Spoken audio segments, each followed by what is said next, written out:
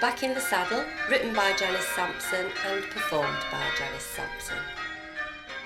I went to a wedding a few weeks ago, actually. I wasn't impressed.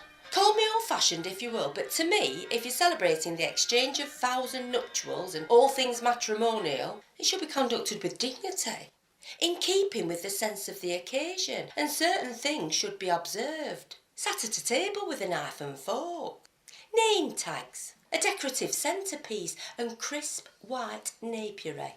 Polite, tasteful. Not like the OK Corral with a pork pie and a bum fight, awful plastic cutlery and some fag-dangling woman with a black bag coughing. Have you done with that, love? I wasn't going to go, to be honest. Oh, come on, Rita. It won't be the same without you, said the bride-to-be. She reckons she's only 37. My eye. She's waving at that from a long way back. Well, unless she had a long and torrid childhood topped off by the world's most arduous paper round. Now, my friend looks much better, and she's 58. Very smart she is. Stylish. Elegant. Classy. Unlike the future bride who does for class like lumps do for custard. Anyway, do say you'll come, Rita, she said. It's going to be lovely.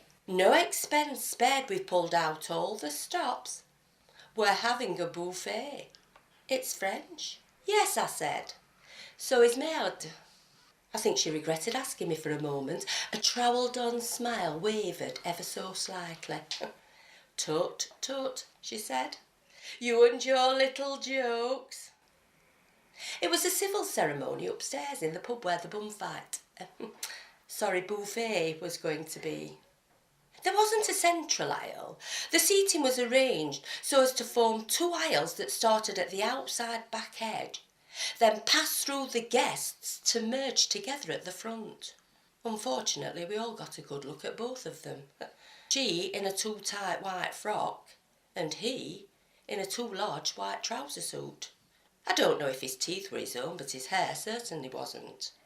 Someone tittered behind me, to my right. Then a couple of others joined in. I didn't. I was transfixed. I'd taken one look at that René and Renato moment at the front when they both met up and was immediately transported back to 1975 and my own marriage to Malcolm.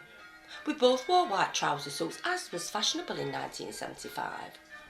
Whatever I saw in him, I'll never know. He insisted on wearing his underpants when we made love. It's not normal, is it? His mother confided in me once. You do know our Malcolm's only got one, don't you, Rita? I nearly replied that he could have had a white rabbit down there as far as I knew, but I didn't. It didn't last. No, the best thing to come out of that union was the twins, Sarah and Sam. I was on the rebound, you see, from my first husband, the love of my life. I still love him now. We met at school. Married when we were just 17, we were like two peas in a pod. We shared everything. Neither of us knew much about bedroom athletics, but I didn't half enjoy finding out. And then it changed. He lost weight. Looked dreadful. I thought he was ill. He started to snap at me over little things, stupid things. And then one day he punched me. I don't know who was more hurt or surprised. Of course, then it all came pouring out. And amid floods of tears, he told me everything. The next day, he took me to meet Oliver. The reason behind his torment and who, it transpired, turned out to be the love of his life. I was maid of honour for both of them at the civil ceremony.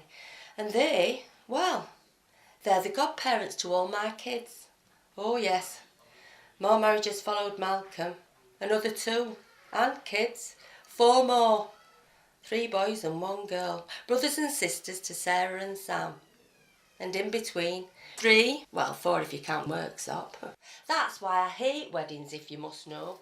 They remind me of all my failings, and each and every one of them came coursing back to me as I sat and stared at those daft beggars.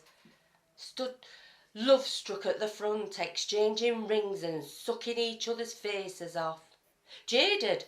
That's what my friend said I was later when we were having a drink at the reception. Just because you've had a bit of bad luck. A bit of bad luck, I interrupted her. Oh, all right then, she said. A bit more bad luck than the rest of us. It still doesn't mean you have to lock your heart up altogether, Rita. She didn't understand. I told her. I said there's not much of my heart left. It's nearly all sticking tape and blue tack, and what bit is left I fully intend to hang on to. Which is when what felt like a gallon of pale ale gushed over my head like a tidal wave. What the... I gasped and spluttered. I'm sorry, lass. I really am, this voice said. Our eyes just locked together. Rita Fosdyke, he asked. And I stared at him, beer dripping off the end of my nose. What the... I'm sorry, lass, this voice said. Our eyes just locked together. Jimmy Mitchell. Do you know, I'd not seen him since I was 7. We sat next to each other at Sunday school. He used to carry me books and kiss me cheek. I'd forgotten all about him until he chucked his beer over me head. Now then, where's my lipstick and my hat? There you go, Rita. Almost ready. Yes, just when I'd declared myself a man-free zone, up pops Jimmy Mitchell, bless him. Ups, flowers. Don't forget your flowers, girl. Let's hope it's third time lucky. Oh well, here goes. Back in the saddle, as they say. Back in the Saddle, written by Janice Sampson and performed by Janice Sampson.